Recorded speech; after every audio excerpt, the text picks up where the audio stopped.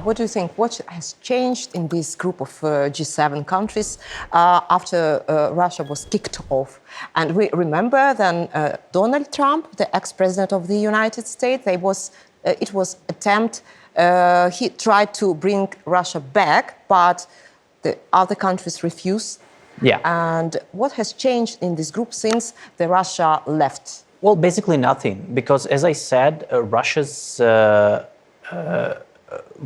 accession to G7, when it became G8, it was, it was an ad hoc decision to grant Russia some kind of world status in order to bring them closer to Western countries. Because at the time when this decision was made, these were times when the idea of Russia, I mean, the perception of Russia was very different from today's. So we need to remember that these were times when many European countries and some, I would say that some American leaders as well, considered Russia as a partner, a long-term partner. And still, some of them today still it's consider them as a partner. Some of them, but it's more, today it's a marginalized idea. Today, it's not very popular to say something like that. But back there, back then, I mean, it was an idea which everyone believed in. That they thought that Russia is their partner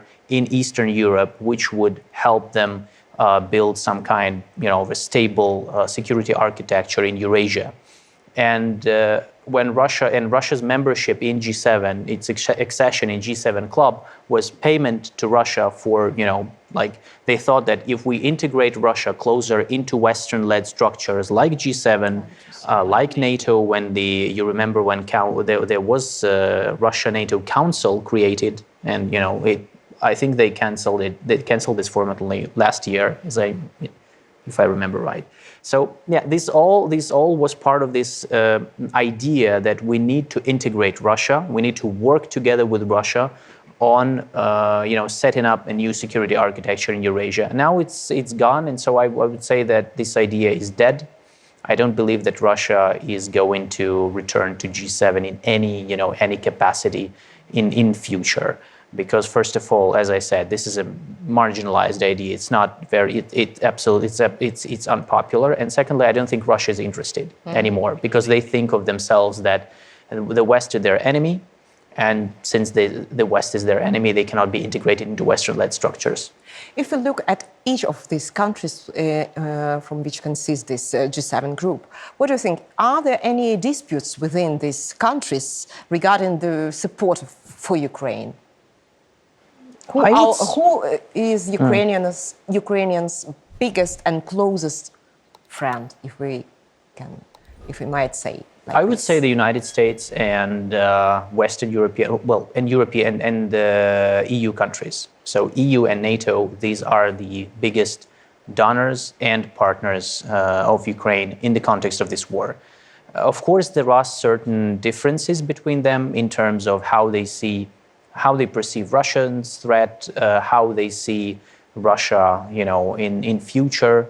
Like, for example, if you take Poland or Romania or Baltic states, they mainly see Russia as a long-term military and political threat, no matter how this war will end.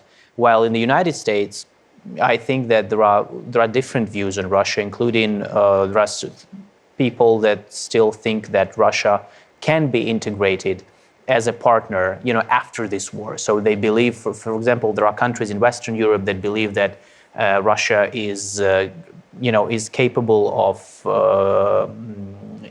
that democratization of Russia is something. They believe in this process. Yeah, they believe in this. They think that this is something that we just need to wait, that this will happen. And after this happens, we can return to normal dialogue with Russia. While other countries like Poland, they don't believe it. So I think that there are certain differences, of course, which is normal, because these are different countries, different political elites, different interests, different perceptions. And this is all about perceptions, history, something like that. Let me ask you about the head of the European Union diplomacy, Josep Borrell. He was a participant on the G7 meeting, and he said that European Union countries should be politically ready to continue supporting Ukraine against the background of the events in the Middle East, especially if the support from the USA is reduced. Do you think, are they ready, European countries?